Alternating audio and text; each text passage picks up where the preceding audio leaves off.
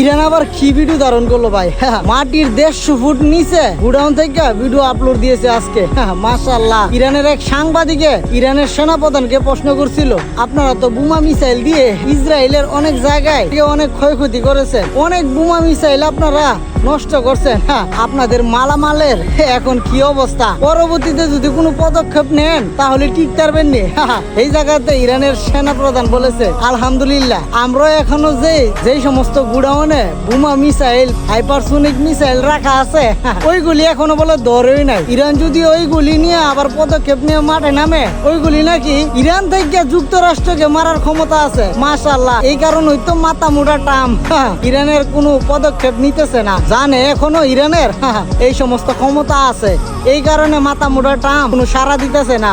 সেনাপ্রধান ডাইরেক্ট বলে দিয়েছে, যুক্তরাষ্ট্র যদি পরবর্তীতে কোনো পদক্ষেপ নেয় তাহলে এটা আমরা রুখে দাঁড়াবো একদিনে। মাশাআল্লাহ। এটা শুনে ইরানের প্রতি আরো ভালোবাসা বেড়ে গেল। মুসলিমের পতাকা উপরে ইরান একদিন ঠিকই তুলে ধরবে ইনশাআল্লাহ।